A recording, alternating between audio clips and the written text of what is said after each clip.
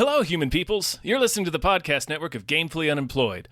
To support us and gain access to great exclusive podcasts like Fox Mulder is a Maniac, Tom and Jeff Watch Batman, Star Trek The Next Futurama, and our latest show, Spiel Boys, head over to patreon.com/gamefullyunemployed. We do game streaming, movie nights with our patrons every Friday night, and you can even commission your own podcast about anything you want. Literally anything, within reason, and we have to do it. You are quite frankly out of excuses not to go visit patreon.com/gamefullyunemployed. That's patreon.com/GAMEFULLY unemployed, which is spelled like it sounds.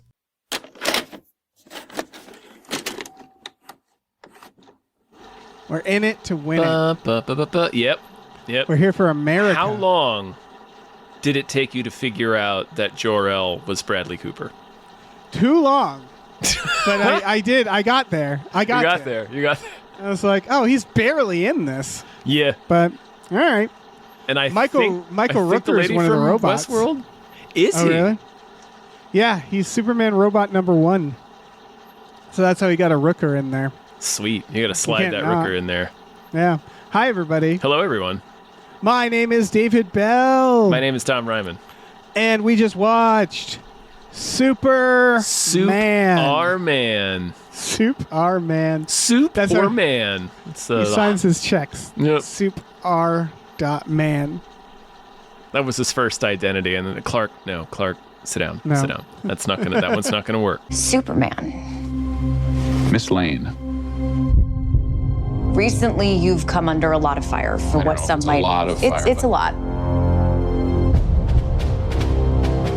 Today, the Secretary of Defense said he was going to look into your actions. That's funny. My actions? I stopped a war. Maybe. Not maybe. I did. In effect, you illegally entered a country. This is how you're gonna be? I'm not the one being interviewed, Superman. Did you consult with the president? No. You seemingly acting as a representative of the United States. I wasn't representing anybody except for me. And doing good. I would question myself in the same situation and consider the consequences. People were going to die. Yeah, this is the talk of the town, right? Talk of the town. The talk of the town. Superman just came out. It's on the tip of everyone's tongue. James Gunn writing, directing, co-writing, I believe, and directing, and also being in charge of of rescuing the DCU. James Gunn, probably a very stressed out man this weekend. I would imagine. Yeah. A whole lot is riding on this film. Yeah. Are you gonna pull it off, man? It's sort of like it. I don't know. I mean, people are going to see it. It's Superman. Well, yeah, people are going to see it. My parents are like going to see it, and they don't see superhero movies because it's Superman. It's like, even if you don't like superhero movies, Superman is like it's the gold standard, right? It's like if you don't like spy movies, you'll still go see James Bond. Right. It's like, well, he's the spy. Well, that's James Bond, right? Yeah, exactly. I think Batman has held that spot for the longest time. I agree. I was surprised they didn't tease him even a little bit in this one. Oh no, I was not at all actually. I wasn't surprised there was Go ahead. any I wasn't surprised there wasn't any DCU like we're setting up a cinematic universe type. They know we're all sick of that shit. Yeah, and it does the smart thing of the 89 Tim Burton's Batman of just dropping us in. Yeah, that said, I wouldn't have said no to fucking Robert Pattinson showing up in the cameo. Oh, hell no. No, that would have been delightful. Yeah. I'm not sure whether or not he's in this universe. I don't know. I think James Gunn has sort of defended those as being like, just let them be. And I think that's kind of they're not worrying about that right now, it seems. And I would agree that that's the correct move. Let's not. Honestly, I think it's like, just let them all breathe, man. We don't have to entangle everything. We see them building the Hall of Justice, but that's like it. That's...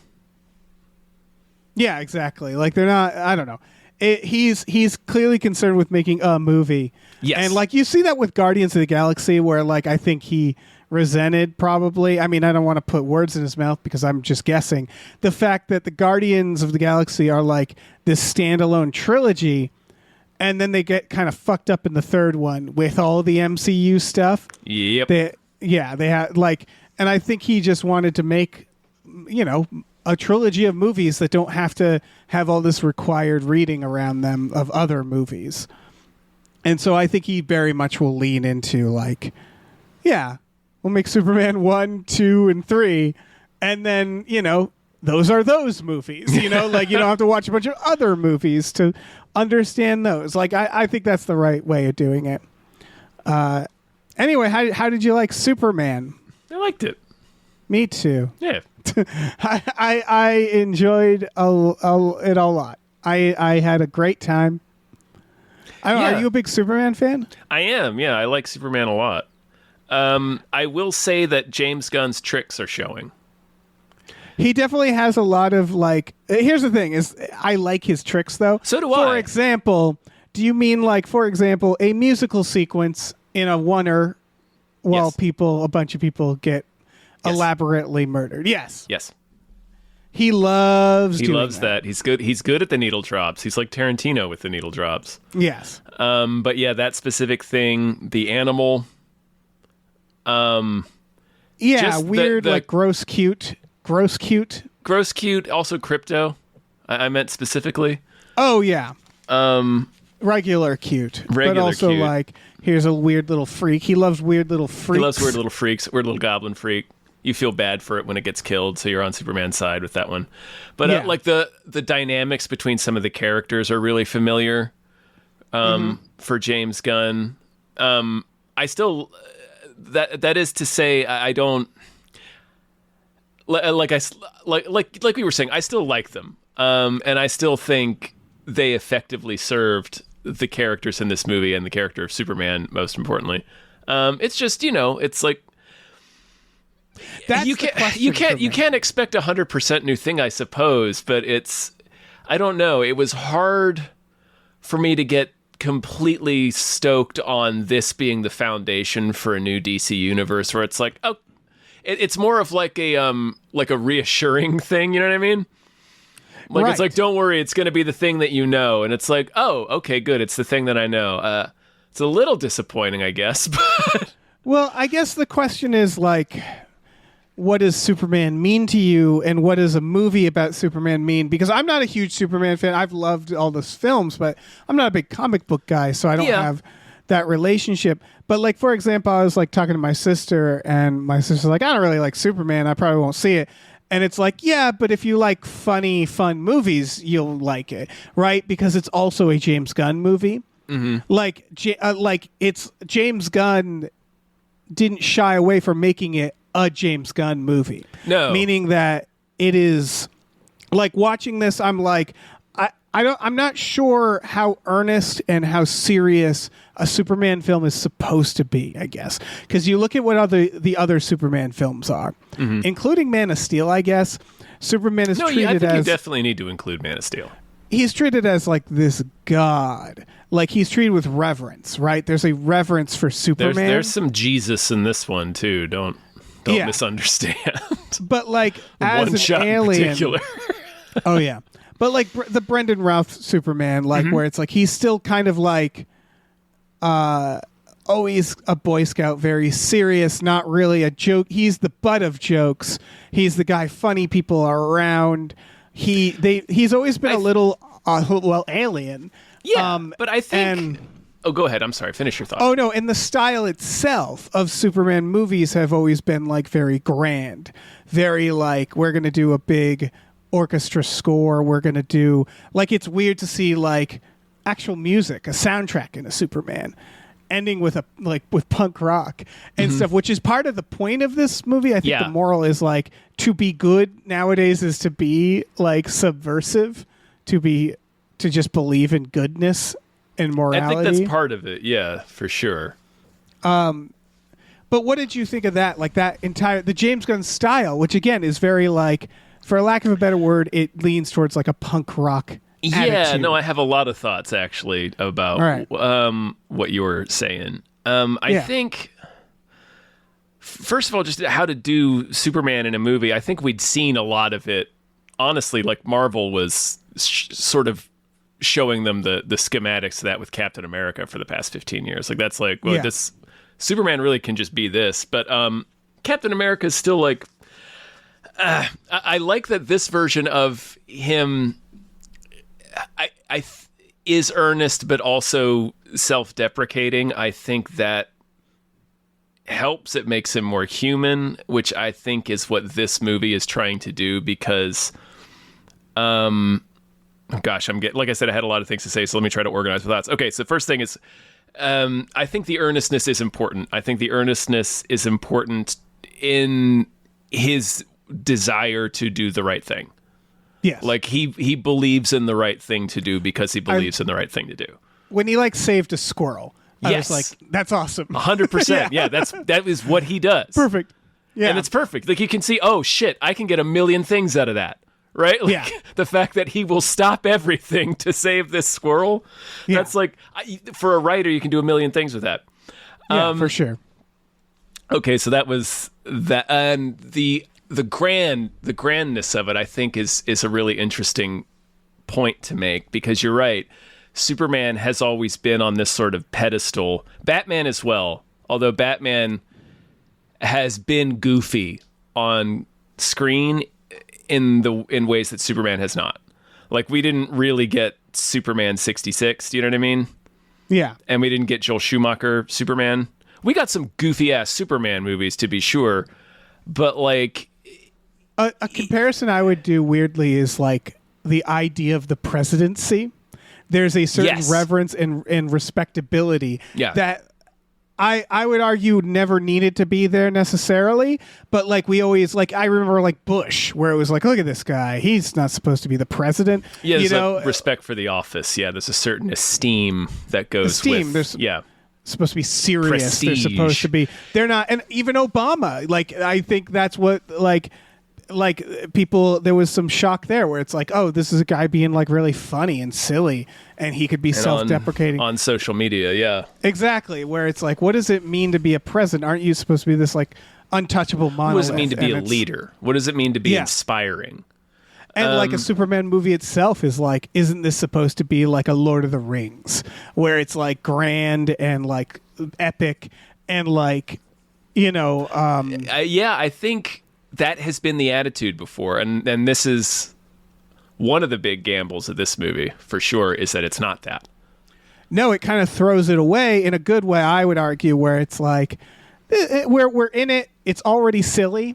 Mm-hmm. The world, I liked this added idea that the world itself is kind of used to being at peril. Like, even the Metropolis, like they're like watching these destructions with indifference. Where there's the guy in his coffee shop. He's just drinking a coffee, watching the giant monster. Yeah, they keep cutting back to him. Yeah, so it's Chekhov's guy in the window, but still, it was funny. Yeah, because they're starting with this idea that the world, without saying it, and I really appreciate they're not getting meta, but it's essentially like it's a world that's used to huge levels of destruction, not just in movies like we are, but in real life like we are, right? It's a numb world in this world where it's like, okay, we're in it. Superman's here, not just Superman, but the Green Lantern, all these assholes, and it's just, there's constantly a fucking emergency, and everybody's just like, they're dropping us like into the meat of the DC universe. Like he's going to like 3 centuries ago, gods and monsters. Like that is some fucking that is some Silver Age shit. Yeah, I appreciated it. It required that opening text, and I'm like, I get it. We got to just get this out of the way. All right, everybody. Also, a lot of Jesus in that. Yeah.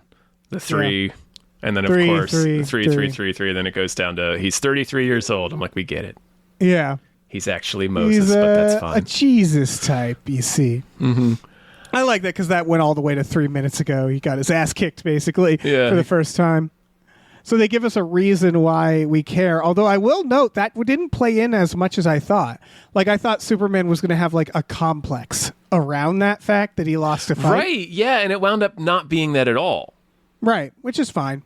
Well, I think that's good, because that's, like you said, what does Superman need to be? And earnest does he need to be earnest? Yeah, he does. It doesn't mean he can't, it doesn't mean he needs to be humorless. No, and it doesn't mean he can be infallible. They show that he's like his Lois Lane interview. You're like, oh yeah, he's kind of an asshole. Superman, he has a kind of a big ego about what he is. I want to talk about that scene. It's one of my favorite scenes in the movie because it's about these two characters juggling their different identities. Yes. Which I thought was such an interesting, cool way to start the movie. Yeah, the on-the-record, off-the-record shit. Yeah, and then it's like literally he's switching back and forth between Clark Kent and Superman, and she's switching back and forth between Lois the girlfriend, Lois the reporter. Yeah. And neither one knows which one is more important in this situation. It's fantastic, yeah. Yeah, it's great. Shit, what was it? Oh, the earnestness. Yeah. Fuck. Well, I forgot what we were with that. Would you say this is earnest enough? I think it was. I think it was. Yeah, I think... Yeah, no, I think it 100% was. I think that this did an effort to show respect for every life. Yes. Like even like the characters that are annoying or the characters that are villainous or the monster. I really appreciate it starts off running around with his hands up and like farting. Like we like that cute little guy and we're upset when it dies. Like Superman was like, well, let's get it out of here to take it to a zoo or something. And then they kill it and he's a little bummed and you're bummed with him. Yeah. The movie, it's not just that Superman is earnest and respects every life. It's that the movie does. The movie does. Argue. Yeah, that's what I meant. Like when they first showed the first thing that made me actually like doubt the film, like the only time really that I was like, I don't know, is they show Lex's girlfriend taking selfies and being ditzy, and it felt like it was like. That felt like real quick, like an old man yells at cloud, and then you get to know the character, and then he pays it off of like, no, this cartoon of a lady turns out to be a very fleshed out person who is doing it to cover her ass. She's taking selfies to keep a record of what Lex is doing, and no one is thinking about her. Yeah, and I really liked that every character, basically, even the like, oh, look at this cartoonish asshole, gets like kind of their day. They get enough where you're like, this is a human who feels things. Even like his main science henchman, when he turns on the black hole at the end, he's like, you need to turn this off. And he's like, shut up, dude. And so like when they show up at the end, like he's like trying to help Mr. Terrific. He's like, I could help you if you want to. Yeah. We got to shut this thing off. I don't know what his problem is. Yeah, even Lex is kind of like not sympathetic, but he's like pathetic in a way that you kind of understand. You 100% understand Lex. Like I think Lex is a really interesting villain in the comics, particularly. But I don't want to get afield. Fuck. I had a thought. Earnest Superman. The tone of the movie itself. Yeah. The punk rockness. That's what we were talking about. Yeah, I love I'm punk rock, Superman. Yeah, like wanting to be rattling off all these bands. Yeah. I can't remember where I was at that point anyway. But so yeah, I guess let's just move on to where the conversation was taking us. Sure. I understand. You have big thoughts. Yeah. Well, it was you had a lot of things in that first statement that each one of them sparked a thought, and I should have written it down when they were popping into my head. So it's hard. Yeah, maybe they'll come to me as we're watching. But so go ahead. Oh no, but yeah, it's there's a certain like again, it's James Gunn. I've said this before about him. What I think has made his staying power really strong. And like I am kind of I sort of mourn the version of James Gunn that made Slither. And all I mean by that because is we got him. Right. He made a bunch of those movies. I mourn the Peter Jackson who made Dead Alive. You know what I mean? Where it's like they make these movies and then I'm like, now that you can get a budget of $100 million, wouldn't it be neat if you did something really gnarly with that power? But I don't. Like I said, I mourn it, but I sort of accept it, and there'll be others along the way, right? It's hard to get $100 million. It's hard to tell people like I'm going to make the gnarliest thing in the world, and then for them to hand you $100 million after that. But again, I do get that.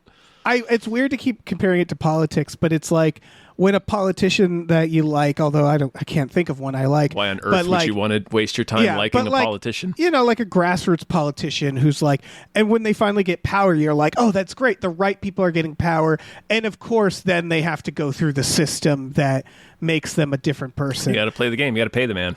Yeah, and that's kind of what it is like Sam Raimi, Peter Jackson, James Gunn, where it's like these are directors that I'm like, oh, they grew up and they were gritty and they were underdogs, and now they're in power, and I'm glad they are. I'd rather them be the ones doing these big movies than some asshole. And I would say James Gunn is really good at balancing it, meaning that like I wouldn't call him a quote unquote sellout. You know what I mean? No, the movie has soul. Like you can tell it's not soulless. Yeah, and I wouldn't call any of these directors that because like when Sam Raimi made Spider-Man, it was like, wow, this Spider-Man is so Sam Raimi. Mm-hmm. You know what I mean? It was pretty awesome, yeah. That's all to say. I wouldn't want James Gunn to make a Superman that wasn't a James Gunn movie, even if it's just the question of like, okay, does that fit? Does that fit? I think so because okay, that's where I was going. Superman is kept on this pedestal, but like I'm not sure. I think that's just a leftover mentality from that era of filmmaking or that era of entertainment, I suppose. Because Superman is still the Richard Donner film in a lot of people's, in pretty much everybody's minds. I don't think anybody is like Superman is Man of Steel. No. So, and that's like what, a 50, 60-year-old movie at this point? Close. Right. It's like 77. Honestly, it's sort of like the Jurassic Worlds where you're like, everybody is like Spielberg. Spielberg's Jurassic Park. And even the new ones are like, we got to do the music. Mm-hmm. And even this one is like, you got to do the music. And like, I don't disagree with that. I don't disagree with the Superman theme. That's an interesting point. Or why is it okay here and not in Jurassic World? Because I think in Jurassic World, it feels desperate. It feels like they keep trying to have those moments where they're like, look, it's just like, and it's like, it's not. It's so not. Just do something new. Whereas this... it sounds cheesy to say, but it really does feel like in this, it feels earnest. Yeah, like it feels like it's being done in earnest. Yeah. It's like, you guys remember what it felt like? And that's the thing. You can't make a Superman movie that's like the Christopher Reeve ones anymore. No. They did that. If this was the It's first about what he Superman, represents is what I mean. But yeah, sorry. Oh, no. Just if this was the first Superman movie ever made, it would be kind of weird. Oh, yeah. But it's not. So it's like, all right, we like... That's the thing about these reboots is you realize they're always kind of a sequel, and they should be, right? Is we just can't be like, all right. Yeah. So like and so that's all to say that this is kind of the Superman movie we needed right now, because it's optimistic while still having enough of a bite and edge that it doesn't feel corny, even though it is corny. In a way it's unapologetically corny. It's like schlock corny. Yeah. It's B-movie corny, which is something Superman is fundamentally. And I think it was just, like I said, leftover mentality from that era of filmmaking, like even from the first wave of superhero filmmaking when nobody knew whether or not it was cool to dress the characters like they are in the comics. Like, everybody all the X-Men are in black leather. That's okay. All the X-Men look like Cenobites. You're right. That was something I started to say about James Gunn is one of his strengths is his ability to earnestly make a superhero film while embracing the silliness, silly weirdness of it. Of the comics, where it's like so many superhero movies, even the new Marvel ones, will like sort of go like, okay, well, let's update it. Yeah, let's make it look a little nicer than the comics. Let's make it look a little less stupid. And James Gunn will be like, no, that's what he was in the comics. Let's fucking do it. It's part of its appeal. Yeah. And I do think we're going to get more of that. Fantastic Four is kind of that too. We're going to get some more of the throwback 60s, 70s comic look. I think Silver Age, Fantastic Four is doing that too. They're 100% is, yeah. Yeah, and we'll probably get it too much at a certain point. We'll probably be like, got it, we're sick of it. But he does it here too. Like, I assume Green Lantern is looking like some terrible version that he did in the comics. Oh boy, just Google Guy Gardner. Okay. Guy Gardner comics 90s. That is I'm doing it right 100%. 100,000% what he looks like in the comics. Oh yeah. Yeah, and it's like fucking embrace it. Lean into it, you know? It's great. Man, I like that the main thing I like about James Gunn is he can do all those things. Is he can make the pew-pews for a summer blockbuster. He can make the comic book movie that shows off all the things that the comic book fans want to see and gets into the really weird and goofy stuff that nobody ever expects to see in a movie. Right, and he can also do the meta humor without it feeling desperate. Yeah, and then at the same time, I had something about a meta joke that I wanted to circle back around to. Oh, yeah. At the same time he's doing all of that, there is still like the movie is about something. Like it has like a real relationship or a real number of relationships at the center of it, and a theme around some aspect of that of relationship to explore. Like pretty much, I think every superhero movie he's done has managed to do all of those things. I would argue a lot of it is because he's one of the few people who was allowed to do it, meaning that like it seems like Guardians, they just let him do it. Right, because it was so weird and hit, such a non-precious property. It was the same thing with Iron Man. Right. And then once it was a hit, they're like, well, do 2 more and do whatever you want. And this one, it's like, well, he runs the studio, so who's going to tell him not to now? Yeah, that's true. He's an auteur. He's what we used to have more of, and I hope people realize that, of like part of what makes this work and what makes other superhero films not is like someone with like an intent. Someone with a vision. Singular vision, yeah. That then it executes on that vision. Yeah. That's really what it takes. I'm sure he had his own masters as well. Of course. But like, this was... It really doesn't feel like a film made by committee. Yeah. It doesn't. What was the meta thing? Oh, the Eve, the girlfriend. The previous 2 versions of Lex in the movies has had a ditz. Yeah, Parker Posey was incredible. Terrific. Yeah, incredible. And then I forget the actress in the original one, but it's he has his team up. He has 2 ditzes actually, the lady and Ned Beatty. Right. Parker Posey, I think, nailed it because it didn't even click that she's a ditz because they make her really sarcastic and like where they do a good job with that where it kind of feels like she's walking all over him a bit, like where you get the sense of Lex's ego there, where it's like there's a firm ceiling, I guess, to the kind of partner he can get. Right. Like I can get a very attractive partner, but she's a real asshole. Right. Yeah, and she's like, just really like a shitty sarcastic. person. Yeah. And she have has to kind of be a shitty person to date Lex. Right. She has a similar turn in that where it's like he goes too far. For her at a certain point. All three of them.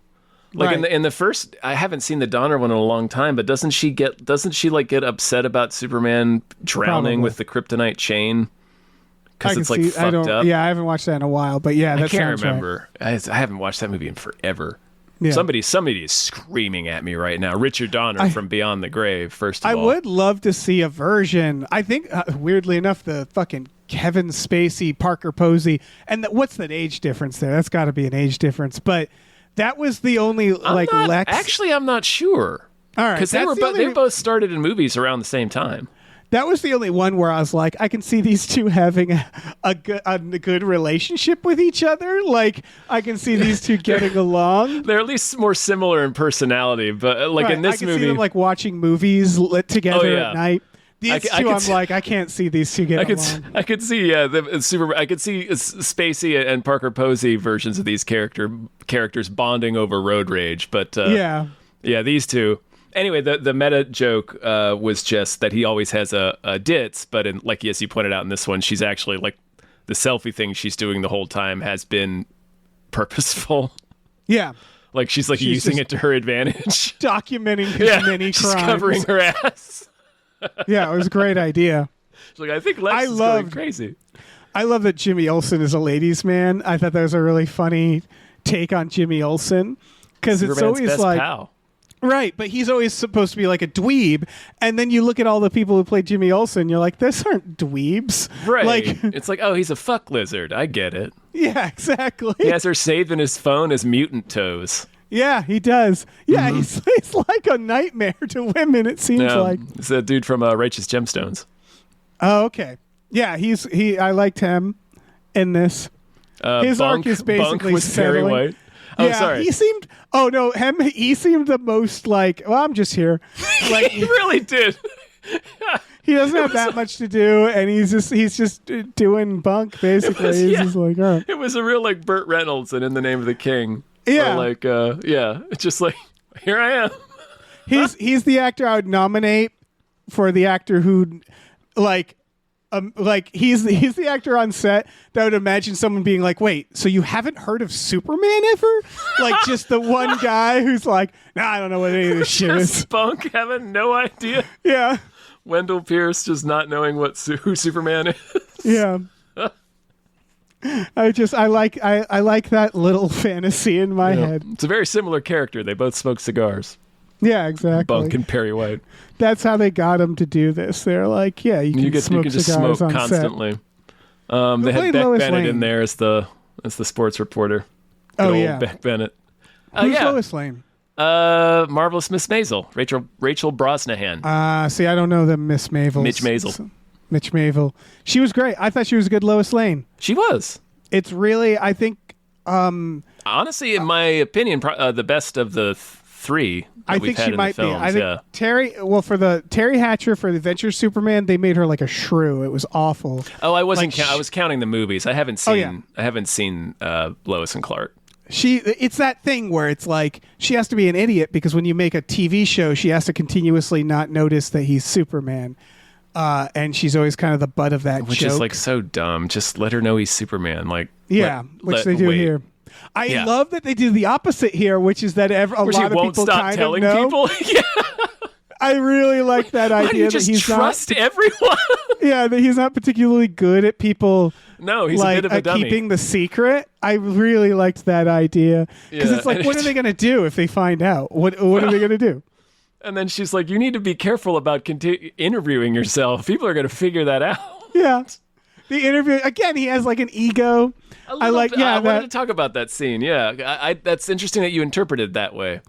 It's more that Superman has an ego. He's like protecting the brand. Superman doesn't do selfies. Right. He's trying to live up to what he thinks he's supposed to be, right? Which is part of that's his like arc. Yeah, and like it's the part where he screams people were going to die, where it's like for him, he doesn't care about the politics of all right. this. It's like she's trying to play these rhetorical games, which are all the questions he's going to be asked, and the meta questions, like the cracked questions of like, what authority does he have? Like, yeah, and the fact that he's intervened in this war, which was a big thing in The Dark Knight Returns, right? But yeah, I really liked that he's trying to stick to that, and she's trying to stick to being a good journalist, but erring on the side of being an asshole. Right. And because he keeps being like, but you knew it was bad. You knew they were bad. Yeah, but you know like he's to bad. Lois. He's saying it to Lois. Yeah. And it's Lois basically saying like, it's very much, it reminds me of politics. It's very much like a movie like in America or The American President. It reminds me of, which is like, okay, well, I'm a lobbyist and I'm going to go after you as a lobbyist. I have an obligation to people. Lois has an obligation to people who are like, yeah, I do have to think about politics. Like I live, you might be above it all, Superman, but like we can't all be above it all. And so she's like, it works because she has a point, but like, it's also like, yeah, of course, like he's just thinking perfectly moral where it's just like, yeah, I'm going to save people from dying, period. Yeah. Where it's, but where he's not wrong. No, it's the on the record, off the record thing. Yeah. Where they have to keep arguing over what is on and off the record, where it's sort of like tipped into asshole territory for me. Yeah, that was good. But yeah, it's a really good scene. It's probably my favorite scene. It's like the second or third scene too. It's Most right of up top. my favorite scenes I think are him and Lois. Yeah. Also, it got me even not being a huge Superman fan when he says like "Hello, Miss Lane" at the end when he does the Superman greeting to her. Oh yeah. And I was like, "Fuck! Oh God, yeah." And then that scene where they go off, and then of course, Buck is like, "How long have they been fucking?" Yeah, they think it's like this secret thing, and it's just Perry looks at Jim and he's like, "So how long have they been seeing each other?" "Oh, about 3 months, I think." Yeah. Again, that was such a smart move of like I think we haven't. I can't think of. I guess Green Lantern actually did this, the Ryan Reynolds one. That is my favorite thing, and that's a movie's reason to exist. Is that gag? That's a great gag. Because it's a good. We've done the I Am Iron Man. We've done the version where they just go, Psh, let's throw it out. We've done, of course, No One Can Know. We haven't done the he thinks he's hiding it, which I think is a great idea. That's a great one, yeah. Yeah, in the Green Lantern scene, man, if you guys haven't seen it, he flies in with his little domino mask on to talk to Blake Lively, who is a person Hal Jordan has known for like a decade or more, like since they were children, I think. And he flies in the room and says hello, and she's like, immediately, Hal? Yeah. Because a domino mask does not hide your identity. Yeah. And she's like, I know who somebody you know really well is like 3 feet from you in just a tiny mask speaking to you in their voice. Honestly, like, even Batman. You'd be like, Bruce? Yeah. Even like Gordon, when he's like, oh, of course, being a hero is putting your coat on a little kid. He'd be like, I've been waiting for you to tell me when you're Bruce Wayne. We all know. Yeah. It's an Emperor's New Clothes situation. Yeah, we don't want you to kill us, We've all known for years, yeah. We don't know how far you'll go. We don't know what would happen if the Batman were found out, so we all just pretend we don't know. Yeah. Yeah, I really like that, and I think that's in line with... They do it a few times. They don't lean into it, but I realize, I think it's in line with who sees Superman as a person. Meaning that the one person who doesn't fucking know is Lex. It's Lex Luthor, that's true. I liked that that fucking Green Lantern knew who he was. I liked the humanizing of his colleagues are in fact colleagues. He's not bigger than them. No, yeah, that's another thing. That man, it started to grate on me a little bit, but I understand why he did it, and I think it was best for the movie ultimately. But Superman gets his ass beaten almost throughout this entire movie. That was important. I thought there were people who could beat his ass. Yeah. Yeah. James Gunn wanted to make it very clear because that's the argument you always hear is how are you going to make a Superman that's boring? Nothing can harm him. And he's fucking everything can hurt him. It's just... What you need, that was a big problem with Man of Steel, right? Yeah. Where it's the only time that got interesting is when Superman was briefly evil, and you're like, oh shit, that's a problem. But he kind of brought Superman down a little bit in terms of strength, it felt of other things, because you needed to the point that it was he needs his buddies. Batman could help him, is the point. The Justice League can help him as opposed to him doing it all himself. Well, it's not necessarily that he brought Superman's power level down or anything. The Rock did that with Black Adam, as you recall. Yeah. But he opened it up. He opened it up to the weird shit. Because the weird shit is what can hurt Superman. Right, there's Superman's more powerful things. Because he's an alien, right? He's just the situation is he's just most things on Earth can't harm him. Nothing on Earth really, except for if you have kryptonite. But he's an alien, so other aliens can hurt him. Magic, he's very vulnerable to magic. This begins in Phase 2 for what Marvel's Phase 2 was basically. Yes, where they're spoilers, Krypto isn't his dog, which I really liked. I love that. I like that because fun. the whole time you're why. Why does he even have Krypto? He doesn't seem to like Krypto. And then you learn, oh, no, it's his cousin's dog. And that was a great, the whole time it's him watching someone else's dog for them. Yeah. And you realize his attitude towards Krypto is exactly the attitude of someone who's watching somebody's fucking unruly dog, where they're just Later, when Krypto is gone, he's where's the dog? Yeah. Yeah, Not my dog. Where's my dog? Right, because you realize he's pissed because he's like, I'm taking care of that dog. Well, he's You pissed can't for hurt a that few dog. reasons. Well, yeah, but it's important. Like it's Yeah. I really like that it's and then when the cousin dynamic of like Supergirl was great because it's like suddenly he's a real like she's like kind of picking on him and you're like he is kind of just a wiener. He's a square. next to her. Yeah, he's a square. Yeah. I like that he doesn't swear. Yeah. Again, it's a fun bit. Him being just generally like trusting and still a Boy Scout works. Like he's not too witty. He's not too He's like not gullible. He's not stupid. being into pop punk. Like it's just like that's perfect. Of course. Lois Lane's like that's not punk. Like I loved that. Yeah. That was a great like that's perfect. Where it's like I think, and it's so interesting to me that that was like the key, I guess, to making, I don't know, just to overcoming that argument about Superman, that it's hard to make a movie about him interesting. Just another by dynamic. opening it up rather than keeping him on that pedestal that he was on for so long. So that's what I was saying. It's interesting to me that taking him off of that pedestal of like it has to be this big grand cinematic event and just being like, no, it can be this weird ass movie, opens it up to being way better. Well, I think the other version. Here's the part I think that I don't think this was intentional shade at Man of Steel, but I think it's like his main character arc of this film is kind of shaking that off because I want to talk about the Jor-El of it all, which is that like at the beginning he's watching his parents, Bradley Superman, and they're speaking a different language. They're godly. They're talking like Shakespeare characters.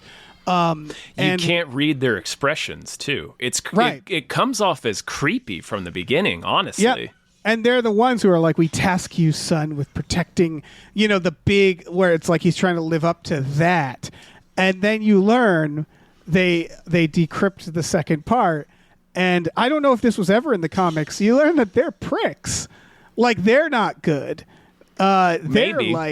Maybe. Yeah. Yeah. Well, we don't actually know if that was, we don't 100% know that part of the recording was real. But everybody's sort of saying like it probably is, right? Like even the good people are like, dude, we think that's real. Yeah. I hope they keep it because I think that sets up Zod a little more. I think that it sets up the idea if the Kryptonians are generally like all kind of like we're so much better than everyone, that Zod kind of fits into that a little more. That's what a lot of them were. Like Superman's house, like Jor-El specifically himself was an outlier. Right. And that's why I'm like, don't make him an outlier then. Kind of make it that Superman is like shaking off. Because that's what they basically do is Superman gets canceled in this. He fired off some tweets. He fired off some tweets that years ago it was just a joke, but everybody thought it was offensive and he got fired. And so he gets briefly canceled. Yep. I couldn't help but to be like, all right, James. Casting all of the Twitter writers as fucking rage monkeys in a pocket dimension. I loved that. I was like, all right, he's getting something out here, and I'm with him. I'm with him on this. Not mad about it. Yeah, the monkeys was so funny. Mm-hmm. That's a meta joke, definitely. Oh, and at the end, Krypto is chasing them. It's like that's a meta joke. You can't have Krypto in a movie. It's dumb. Yeah, exactly. Gives a shit. I appreciated that. I liked just being like their mind control rage monkeys. Yeah, it's just straight up Jay and Silent Bob Strike Back. Yeah. And so that the whole thing is like that Jor-El was like go to Earth and make a harem, fucking conquer it. Yeah, conquer it. And I do think that because at the end, of course, he's like, show me a video of my parents, and now it's his actual Earth parents. It's Mom, Pa Kent. Yeah, Pa Kent is fucking Pruitt Taylor Vince. Yeah. I was like, oh God, watch out. He's going to drill your brain. Right. Like in fucking X-Files. I feel like this is James Gunn coming in and being like, you never get to play a nice guy. Yeah. You always play a maniac. No, he's nice in Deadwood. He starts as kind of a prick, but then he's very nice in Deadwood, if I recall. But yeah. He rarely does. Yeah, he's the, for people who maybe aren't, he's the bald, heavy-set character actor who can do the nystagmus thing with his eye. He can make his eye do the thing. I don't think he can make it. I think his eyes just do that. He's done it in everything he's in. Well, yeah, that's true. It's in House. They note it in House. Oh, okay. It's interesting in House. They do a good job with it where he's he's the guest, and they briefly say like, "Is the eye thing has to do with this?" And he's like, "No, that's a totally separate thing. Let's move on." And I appreciated that they didn't work it into his medical condition. So I do think he's an actor who simply has the medical condition that does that. And that's how they always used him in movies. Right. He's got some sort of brain disturbance. Right. That's why it's kind of a bummer where you realize, I think that's a guy who just has a neurological condition that it does that. Yeah. And then everybody is like, you should play a maniac. And he's like, what if I played just a guy whose eyes happen to do that? What if I just played a nice guy? And you don't if you don't highlight it, you don't see it. And they don't highlight it in this movie. So he's just, Yeah, I liked Ma and Pa Kent because they felt like parents. They did. Them screaming at the phone and he gives some wisdom, but he doesn't give really amazing folksy wisdom. I like that he didn't make them this is also a thing that the Superman movies like to do, that they just make them saintly, so saintly. Yeah. And I mean they are still saintly, but way toned down. I think in general James Gunn has the ability to humanize. Yeah.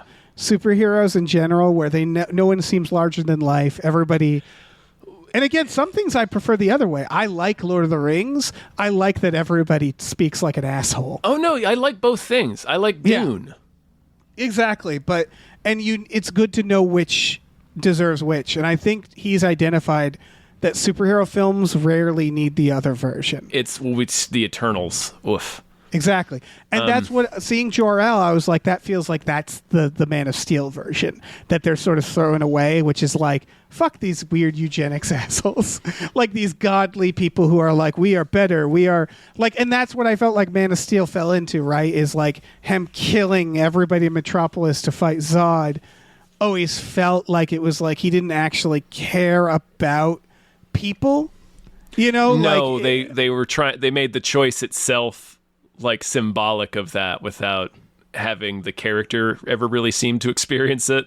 It's you must choose between killing all these Kryptonian babies or letting Zod crush Metropolis. There's always this idea, and I think Frank Miller's was going to be like this too, and I know there's a place for it, but the idea that these are gods amongst men, and so it's who cares about the ants? We're here about the bigger thing. We're here protecting the world, not necessarily everybody on it.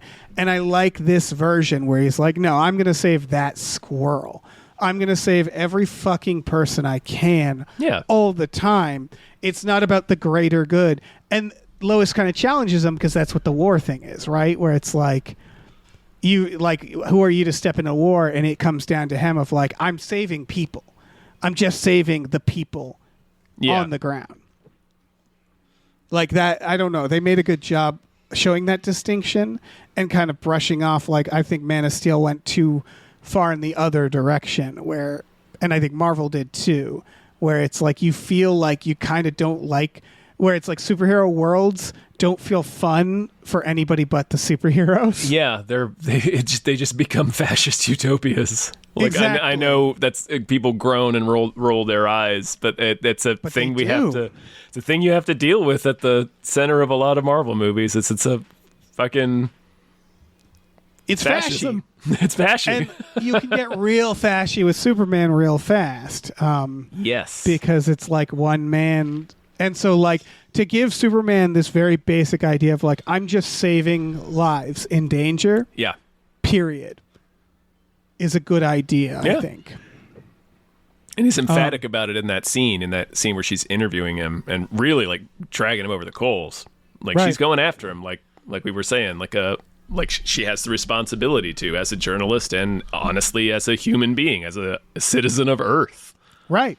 It's she's Lois Lane, and so earlier you get kind of mad at Lois in this scene, but it also Dave, you pointing out what you did is the thing you have to keep in mind is like, well, yeah, you're mad at her for like kind of grilling Clark and they're dating and she's kind of turned a nice evening shitty. But he broke into her house. Well, they've been dating for 3 months. No, it's fine. They do a fake out where she acts like someone broke into her house. I was just thinking, like, send a text, Superman. Oh, right. Like, don't scare her like that. No. They were... It's fine. But like it's they've been dating for 3 months, sure, and they're but he's still Superman. Like he's still an invincible alien. As far as she knows, his motives are a complete mystery. So it's like I do kind of have the responsibility. Like I know we're dating, and like I like you, and we're having a nice time. But I do have a responsibility not to just to my job, but also as you're an alien. I don't know, but I don't know. That's tough. Well, it's also that's part of the movie too, right? Right. He keeps saying it. He's like, you knew they were bad. But it's like she's also like, as a reporter, the people don't, right? Like I might think you're good, but it's not my job. Like my job right now is for you to represent yourself for everybody as Superman. Where it's like just because I fucking know you doesn't mean I can't. I still have to ask you these questions, right? Grill you.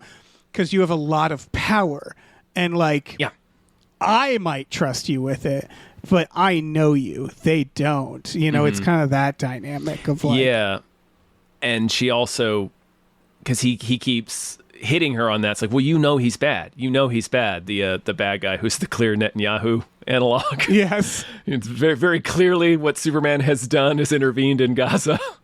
I've heard conflicting people saying like, it's sort of a Russia, it's Ukraine. a Russian-Ukraine thing. I mean, I would argue this movie doesn't. The imagery is pretty clear.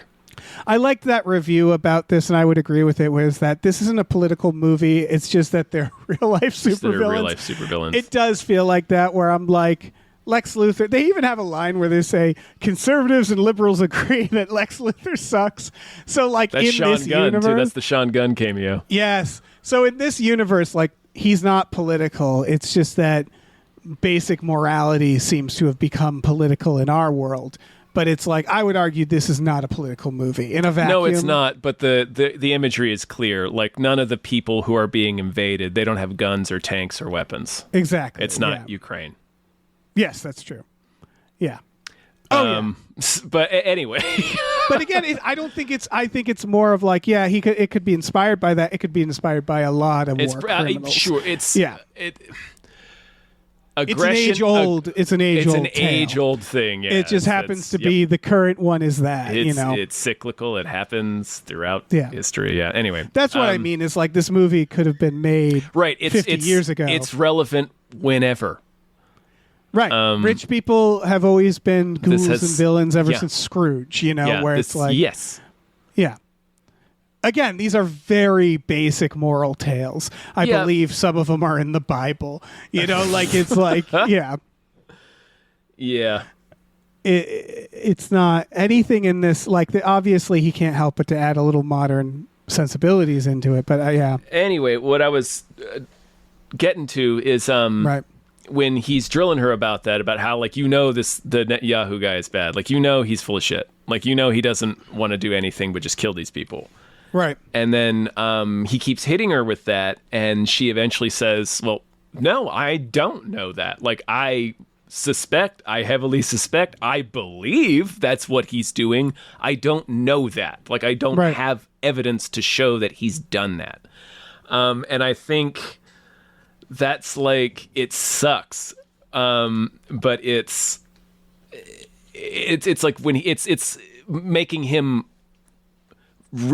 understand that he has to reckon with that, right? Because it is fascist, right? Because he cannot make decisions like that. Exactly, where it's like we might think this, but I was just working on some more news about how the government shouldn't be a business and it shouldn't be efficient because efficiency.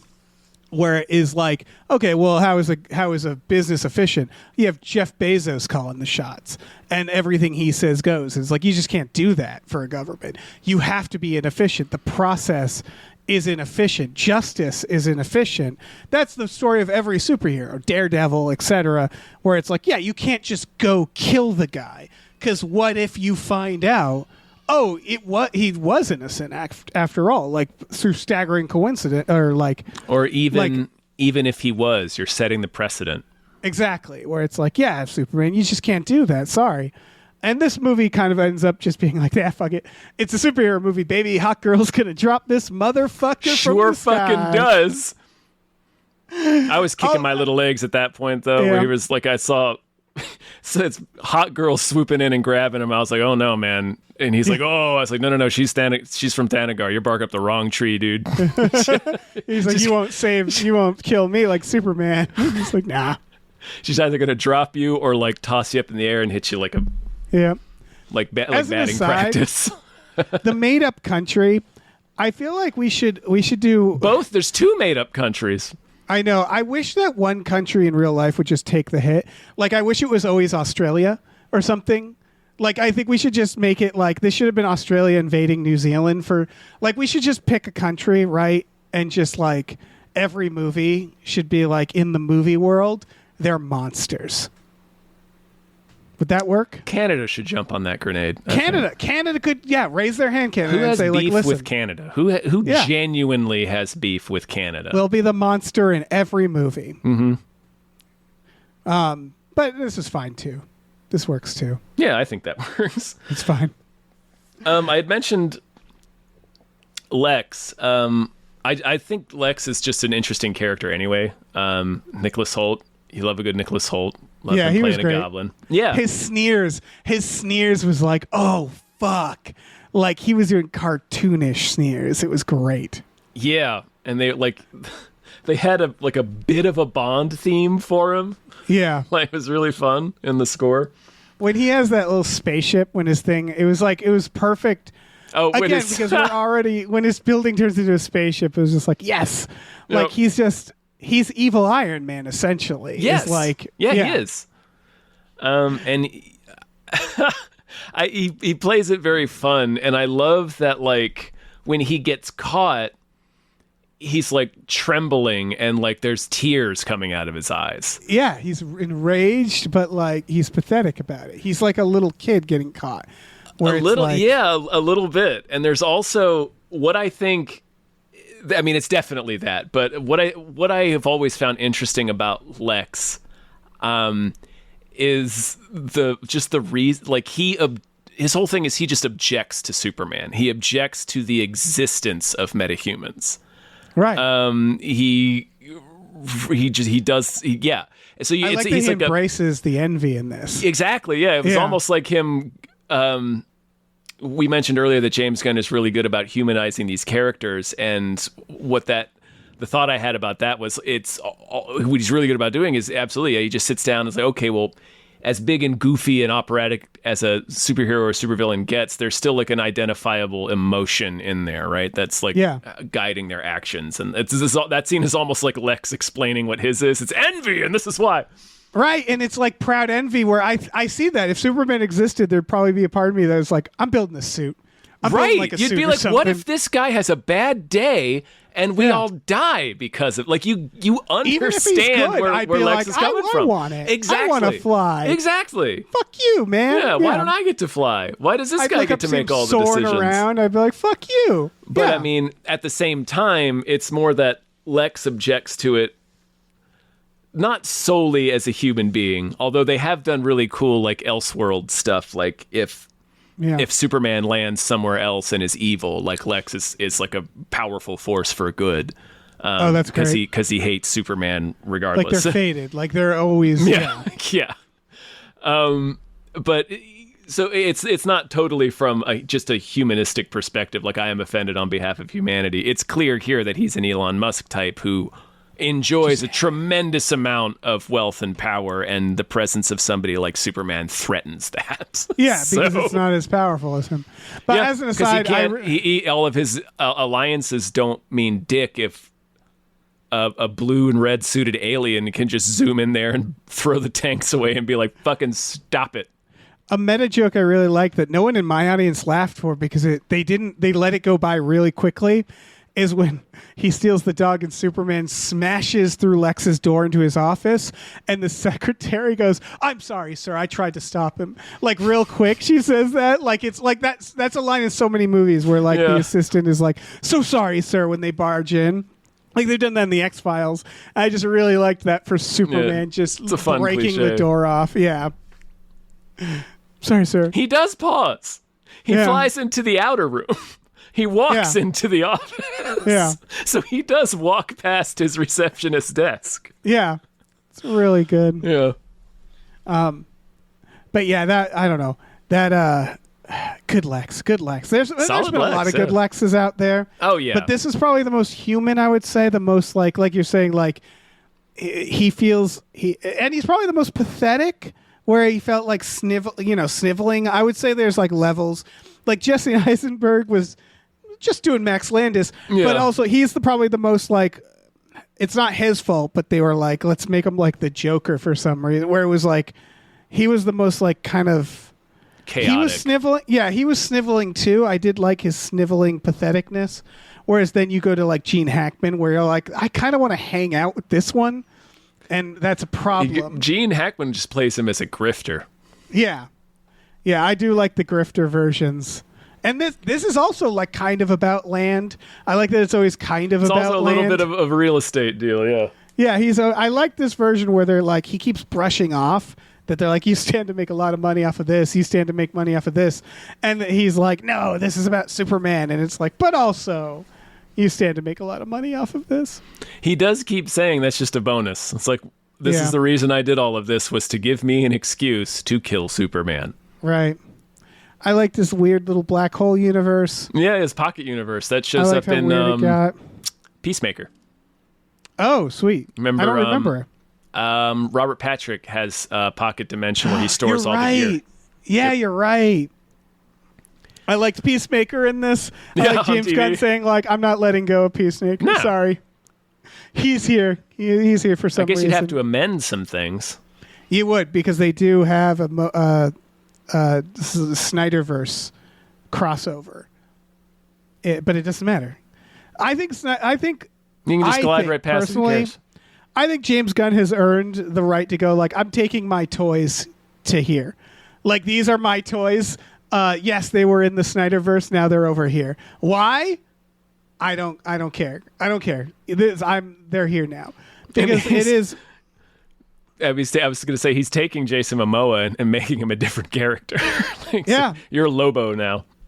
Right. And that probably is him just like, I like him, you know? Yeah. I don't know. I feel like all the Suicide Squad stuff, I feel like is going to port over to this. Probably.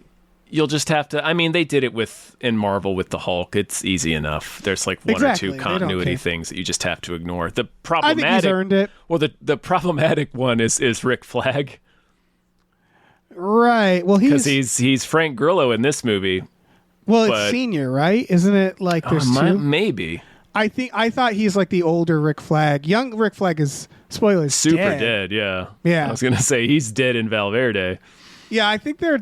He must be old because I know he also voices him. He voices Flag on the Creature Commandos, which I think takes place several decades in the past. So, okay, maybe that's the story. Yeah, that was the only one that I was really like struggling with. I was like, wow, they do have to explain Flag, and that sucks because it's kind of important for Peacemaker. Like he's really upset. It's like a big part of his arc in the show is being the guilt he feels over killing him. I seem to, when they show Rick Flag in this, he has like a name thing in front of him because the government, he's in a big General government Flag, meeting. yeah. And he had like a junior or senior, and I just don't know if that I'm not paying attention. Yeah. But I think that's what they did. Who else? Mr. Terrific we haven't talked about. Mr. Terrific was awesome. Again, I really enjoyed the bullying of Superman. I enjoyed that he felt like it because it humanizes him. That like in his little team, they're all just like kind of rolling their eyes at him. He's the nerd. Exactly. Yeah. And I like he's the Leonardo. I liked how Mr. Terrific is like very confusing. Everybody's sort of confused about like what his deal is. What is all this? Yeah. I appreciated that. He's kind of an Iron Man. Yeah, he has his little phantasm T-orbs. Yeah, which I guess are like they just do a bunch of things. It's like they can hack and replicate any machine or some shit. I don't like. He's pretty powerful. He's a good one to have. That was Darwin, right? It was Darwin from X-Men First Class. Yeah. Yeah, we owe him. We owe him for Darwin. Yeah. Yeah. Yeah. I like First Class, but they did him dirty. They did Darwin dirty. They did. Yeah, I liked that. Again, like even when you see like you said, like James Gunn likes doing certain things. Mm-hmm. And they do keep working. There's this question of like I want to call it, I don't want to put this on him, but I want to call it the Joss Whedon effect. But you could also easily call it the Rick and Morty effect. And it has nothing to do with the people in their personal lives, for the record. It's more of like when something comes along that is fundamentally subversive for its time. And I think we had a chip on our shoulder about this because the Joss Whedon effect was essentially, oh, you read Cracked. Like, that's what it felt like the Joss Whedon was. Yeah. Whereas, like, and so, like, it's the here's the norm, and then this person comes in and they undercut the norm with a lot of meta humor and a lot of, like, oh, bet you didn't think this would be in it. Bet you didn't think this would be in it. And eventually that becomes the norm. And then you have to undercut that, right? It's like it's arms race of like Subversion. And it's most notable in superhero, I think, for the longest time, because superhero was so scared of being earnest that everything was a meta joke on a meta joke on a meta joke. Yep. And then it just got out of control. And I feel like Joss Whedon was the beginning of that. That's why I'm honing in on him. But James Gunn is very much in that too. And like, he's managed to stay afloat, I would argue, where it's like, I don't think he depends on the meta, or not in the same way. Like because he's interested in telling a story more, and he's interested in really mining the source material. Right. So it's definitely a lot of, hey, can you believe this weird ass thing is in here? But that's like, before Joss Whedon, I would say it's the Venture Brothers, and this actually had some Venture Brothers vibes to it. For like when he has his spaceship and the garage door is slow. And she's like, you have a spaceship but not a faster garage door. That's a meta joke, right? That's a Venture Brothers joke. That's a, like, oh, this superhero, this guy in a costume drives a car, right? It's that joke. Yeah. And I like that joke. Right before that, he just puts, like, Mr. Terrific comes out and just puts on a motorcycle jacket that says Terrific on the back. Right. And again, he identified... That is 100% a Venture Brothers joke. You're right. I hadn't thought about that. Because Venture Brothers very, very pointed out, was like the first thing that pointed out these people are humans, right? And they if have someone off time. walks around... lots of comics did it before, but... Right.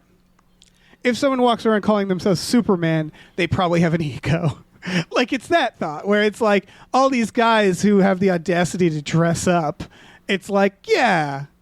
There's an ego there, right? There's a silliness to these people because they're silly people. What does he keep calling the Justice League? The Justice Gang. Justice Gang. And he lets Metamorpho in at the end because he's like, I like that name. Yeah, I like that. Okay, he's in. So it's all like kind of predictable in the fact that you know that the humor is going to be fundamentally like we're undercutting things, we're humanizing them. It's going to be someone being like, I'm Polka Dot Man. And everybody like, what the fuck? What the fuck is that?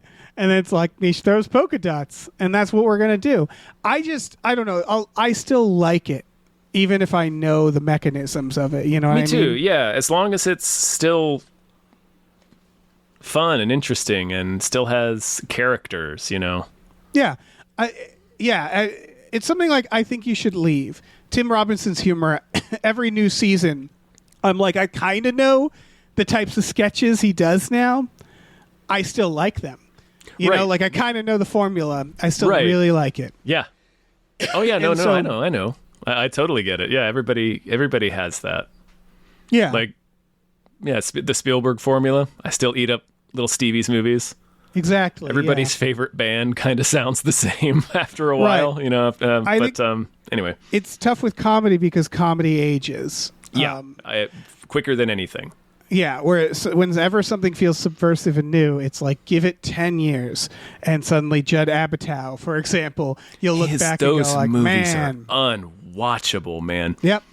That's why and I mean, this is the observation that South Park made. If the jokes are coming from the story, doesn't age like that, you know? It doesn't age, not nearly as much. Not unless you're like making the pop culture references in there. A lot of the humor shouldn't really age that much. Right. The reason I called it the Rick and Morty thing is because I remember watching Rick and Morty for the first time and going like, it's going to be wild when this gets old. Because it'll eventually get old. All humor gets old. Mm-hmm. Although not always. I still like Monty Python. Holy Grail still makes me laugh. It's just few and far in between. And like, I do think this probably won't get as like James Gunn. I do think you're right where because the humor is all kind of within the characters. They all are kind of James Gunn characters, but not fully too. You know what I mean? Not totally. What do you mean? Kind of the way, like a Tarantino movie, everybody's Quentin Tarantino. Right. Every conversation, it's just a bunch of Quentin Tarantinos talking. I'd say James Gunn, there's a certain style, again, which I wouldn't want him to get rid of, but it makes them, or Kevin Smith, who I also like, where it's like everybody's kind of a Kevin Smith character. Sure. But I don't know. Yeah, no, I felt that more in Peacemaker than in this one. Yeah, I don't think he shares a writing credit on Peacemaker though. Maybe that's the presence of more people, or maybe it's just a different idea written differently. That is a question: is if this is the tone for the new DCU, I don't think he'll want people to replicate his tone. I think he'll want people to do their own thing. Yeah, because I wouldn't want to see that. I wouldn't want to, because we've seen what that looks like. Yes, and it gets real bad. Apparently that new Star Trek movie is trying to beat Guardians, and it did not work out. Star Trek movie? Yeah, fucking Sector 31 or whatever. The fuck is that? Yeah. Oh, is it that made for streaming one? Yeah, I think so. It's well, what I was going to say is, no, I think you're right about the not wanting the universe to just mimic the style, because I think the style was even though I start off by saying that you can see a lot of his tricks on display, or at least I'm starting to see the tricks, it feels like a little not overly styled, if that makes sense. Like the style wasn't so loud. Like it was more of like, anyway, it didn't feel like you would have that pressure to like maintain the humor style of this film. It's just like the humor comes in the spots where you would expect it to, for the most part. There's a couple of weird little moments because he's James Gunn and he's good at that. Yeah, well, it's like you're making vanilla. And what I mean is, like, Superman's supposed to be for everybody. Yeah. Guardians of the Galaxy didn't need to be for everybody. So James Gunn, a guy who's very stylized and does very weird humor, there's that question I'm sure he asked himself, which is like, how normal can this be, and I'm glad there's stuff like a weird kaiju getting poked in the eye. Like, I'm glad he said, like, I want to make the world get used to me as opposed to try to make this for everybody, if that makes sense, where it's like, no, let's have that flavor that is my style on this. So it's like, yeah, I am going to do that sequence where we do like a song, and while a guy beats up a bunch of people with a flying object, something he's done twice now. Yep. I am going to still do those things, even if it's in Superman, which is supposed to be like, you know, the flagship superhero DCU movie. And so, I don't know. I do think that's good. I think it is. Yeah. One overall note I want to say is the thing I like the most about this movie is mostly the scenes of people talking. And that's a good sign. It is, yeah.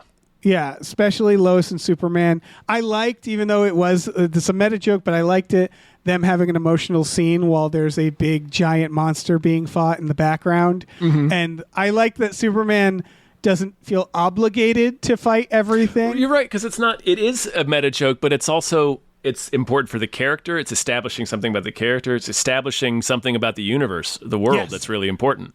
Again, I really liked, it's a meta joke, but it also works that the world is generally used to all these disasters. And it helped set the tone of like Superman having like, because that's a big problem in other superhero films. Spider-Man always gotta run off, gotta go.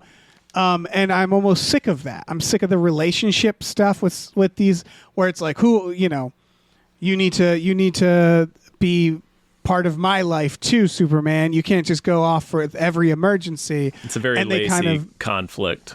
Right, and they kind of show where it's like, no, he's balanced it. He's balanced that stuff. And not everything's a Superman problem. Yeah. You know, so you're not going to be wondering. Even a giant eye. Yeah, why don't they just get Superman out here? It's like, no, they've got it. They've got it handled. Yeah, he outsources. He's got bad days. He's looking for his dog that night. Exactly. Like he's got shit to do. He's just one guy. So yeah, even though it is a meta joke and it makes the scene funny because, you know, it's a screenwriting thing about like dialogue scenes where it's like, well, you gotta, the thing is let's think of an interesting place to set it. Yeah. Because ultimately it's two people talking. So it's like, well. Right. But it's a good joke. Yeah. Because it's very funny. He's hitting him with a giant bat in the background. Bat. Oh, man. Yeah. Very stupid. They identified really well how stupid Green Lantern's powers are. Oh, yeah. They're real stupid. And also how stupid he specifically is, because it's what you imagine. So you get to see a lot of who that guy is just by what he dreams up. Like the jackhammer into the alien's eye. Yeah. It's like real not dumb working. shit. The oven mitts. Yep. Middle fingers later. It's a really good idea of a guy who can manifest anything, but isn't particularly creative. Yeah. Like, that's a great idea. Where it's like, you have this power, but maybe other people should have the power. Yeah. It would be better with it. Do a little bit more with it. I don't know. Yeah, I don't know. Yeah, it was. I really liked that scene, both because of the character stuff and the dialogue that is, that happens there, and that little gag in the background does a lot of world building for us. It really did, because also they do this thing, and it's almost like it's not a surprise, but they try to pretend to do the choice, the Batman Forever choice, where they're like, are you going to save these people in this country or this rift? And it's like, no, man, he's going to save the giant world-splitting rift, and his friends will go save the country. Yeah. Like, why wouldn't that be the like, obviously that's what would happen. That also, of course, did it answers kind of the idea of like, not just Superman, but all superheroes or metahumans will involve themselves in world affairs. That's the part where it's like, that's also hammering that home, which is like, no, they're all going to do it now. Superman. Well, and they have to be convinced too. Like the Justice Gang doesn't want to get involved. They're sponsored by a company. They don't feel particularly allied with Superman because he's not part of the group, and the news just broke that he's supposed to like sex them into extinction. Right. So it's a nice little message of like, this is everybody's problem. These problems are things everybody should get involved in if they can. Yeah. And they are, at the end of the day, they are superheroes. It's Green Lantern and Mr. Terrific and Hawkgirl. Like, yeah. It just avoids that kind of fashy, like, it's all on Superman. Yeah. Like, he alone has to choose who lives and who dies. And it's like, no, other people can help. Yeah. Like, we can spread that blame out. Yeah. Yeah. I don't know. Make it more really difficult for the tribunal. No, I liked it. I thought it was I really enjoyed it. I liked that it was positive. I liked that I think it's a good, I think he figured out a way to do Superman that will be interesting for people and hopefully make the character interesting and relevant again. It's weird that he's not.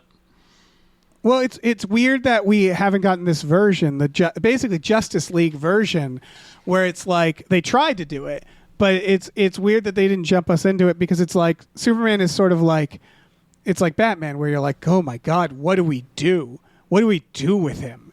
Like, we've done so many, and it's like, okay, we've done the big grand, the Donner version. And then someone was like, well, what if it was gritty? And it's like, fuck. Okay, let's see what it looks like gritty. No, he didn't like that. And you can't really do like, what if it was really grounded? Because it's like, what the fuck does that mean? What are we doing here? Yeah. What are we doing here? And so, like, I think embracing, like, well, what if we do, like, deep into the comics when it's, like, it's Superman isn't the only guy, like, and it's more of just, like, a human story, and it's sort of like, yeah, you can do anything with it when you focus on the characters more, when it's just about, like, what if we liked the characters and their journeys, and, you know. What if we were invested in these people? Imagine that. Right. So this is the best Superman we could have right now. Like, it's perfect for... What do we do after we've done a million Supermen? Like, it's sort of like Batman, where it's like after the Pattinson ones, where it's like we did Tim Burton, with it's like fantasy gothic, and then Schumacher was like, all right, well, what if we really hammed it up? Yeah, what if we just made a giant boner? Right, and then Nolan was like, what if we made it gritty? And then the new ones are like, that wasn't gritty. What if we actually made it gritty? What if we made it like Seven? You know, what if Superman or Batman was a real freak? Because you look back at, like, I like the Nolan ones, but you're like, this isn't actually gritty or grounded. No, it's just grounded, quote unquote. Which was it was a cool idea. Like, it was a cool way to reimagine the characters, but that became very old. And we were talking about new ways to be absurd. Yeah, then that became real old. That one is the what if we could have our cake and eat it too, meaning that, like, what if we're quote unquote grounded but not really? Where it's like, this isn't actually grounded. He's still flying around in this thing. Yeah, he's still just like a bat. But it was fun to try and reimagine the characters in a quote unquote grounded way. It's like, okay, what would this kind of look like if a guy could be Scarecrow in like 2005? What would that look like? Things but then they got really grounded. That just was everything became that, of course, because the Dark Knight was the hugest thing. And I think some things shouldn't be that. No. And now I think with Batman, I'm like, after the Matt Reeves ones, like, I could see an Adam West style coming back. I could see that. I don't think the world wants that. But I could see that. I mean, they're doing multiple. Yeah, they're doing multiple Jokers. Like, I can see the James Gunn version, essentially. Just do like a separate one. Why can't we make Batman 66 the movie? Yeah, I would have liked the Zack Snyder version. It's just he didn't really do that. You needed to. Not have Superman, not have Aquaman. If he just did Batman, I don't know. And that's what he has said, that he wanted to do Dark Knight Returns, and it's very obvious that that's what he wanted to do. Yeah. Probably should have just done that. Probably. It's hard because it was like, I think everybody was like, we just did it. It's just like, it's time for Superman. And they, wanted to step on the gas to compete with the MCU at that point. Yeah. It's just a big old mess. There's a lot of things wrong with that movie. The big thing for me is they wanted to start with yet another deconstruction. And it's like, we haven't got Superman in a long time. Yeah, give us a construction. Give us the thing before you break it down. You're skipping. I think this does a little of both, only because it's like it's joyful and optimistic, but it's silly. And it's kind of taking shots at how silly it is, Yeah. I don't know where we go from here. Like, I don't know. Is he going to make an Aquaman? Is he going to I'm not sure. Spread it out? I'm not sure. Honestly, what I want personally is I just want another one and then another one for Superman. Like, I don't know. Mm-hmm. I would just be happy with, because, like, as someone who doesn't have huge expectations with Superman, this movie made me emotional in the sense that it was just nice to see a fun blockbuster. I felt like I hadn't had one in a while. It was like getting a hug when you haven't gotten a hug in a while. Yeah. Which is like such a sad analogy, but it was that like theme, man, is what that was. Yeah, it was like there's been so many blockbusters that just are too many things, or like trying to be. It's just really nice to watch a standalone blockbuster movie that's good and fun and positive. And it was like, thank you for that. Like I really needed that. It doesn't have to be Superman necessarily. It just needed to be a big, fun movie that was silly but not dumb. That was Yeah. yeah. I needed a blockbuster where Superman smashes Ultraman with a bus into a black hole. Yeah. Yeah, that was great. Superman throwing a guy into a fucking black hole. It's like, that's great. I love that. Superman needs black holes. That's the level of problem Superman needs. Oh, yeah. Yeah. If Other he Superman? introduces... Can he get away with, if he did bring Zod, I would accept Michael Shannon again. Yes. I would 100% accept Michael Shannon. I think again. Michael Shannon would be surprised. Yeah, but like... You want me to come back for a third time? He's another guy who's like, he feels like he doesn't know what Superman is. That's fine Like- with me. Did this once already. He would be great. Or if not Zod, I do want James Gunn directing Michael Shannon in something. I think it would be perfect. It would be beautiful. He deserves to be a James Gunn character, yeah. Yeah. Yeah, fuck it. Just bring Michael Shannon back as Zod. Who cares? Yeah, I would love that. That'd be so good. I assume Darkseid, They're going to do all come that in- shit. maybe. I mean, I assume they're going to do something with Apocalypse or It's hard, man, because Brainiac, maybe. I think if you're big, you have to be silly, right? And that's what this is. Which Man, is like, James Gunn would get a kick out of Brainiac, I think. But he already kind of did what a Brainiac movie would be with Starro in the Suicide Squad. right. Sorry. No, it's tough because I'm like, I think James Gunn is good about scale, meaning that because he has so much attention to characters and emotion, scale doesn't matter. Whereas the MCU feels like they're stuck on scale, meaning that it has to get bigger every time. Like Civil War was the right idea with that, where they're like, what if the scale is emotional? But like, other than that, it's like bigger. Galactus is a lead up. He's not even like the thing. Yeah. I mean, And it's like, yeah. don't like the scale doesn't have to be bigger every time is my point. I don't know. Like part of me, there was a point where I was like, oh, what if they John Wick this? If it was just Superman looking for the dog and that was most of the movie.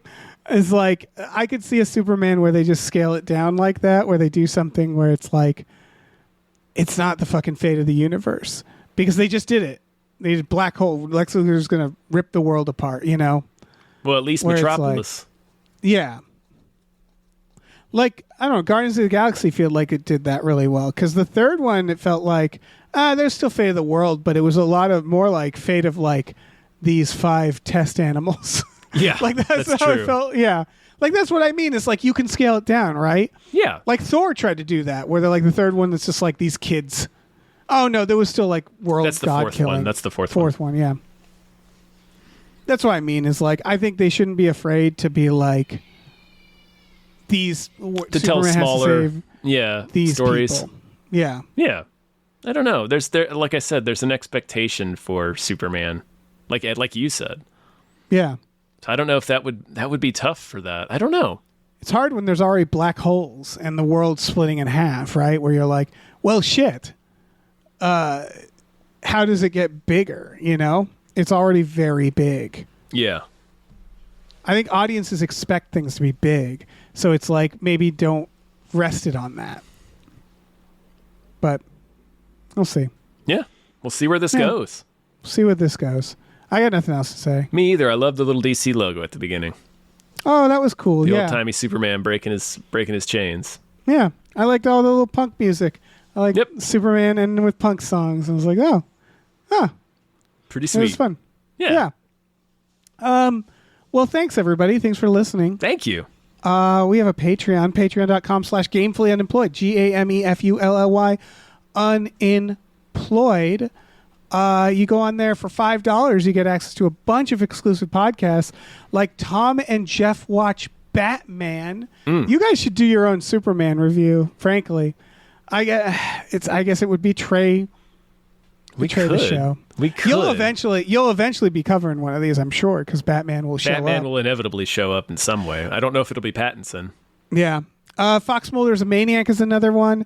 I don't think Mulder will be in any of these. He but we'll probably see. won't show up, but there's time. Yeah. Star Trek: The Next Futurama, Spiel Boys, And then we have Himboos, our brand new podcast about Supernatural, the show.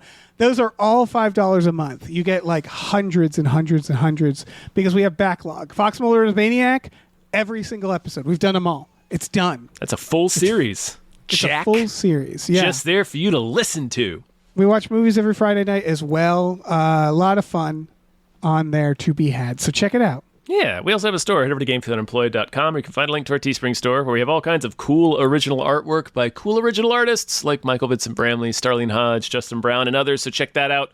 Rate, review our podcast wherever you're listening to it. Check out our new show, Badical, Badical. And I think those are the things.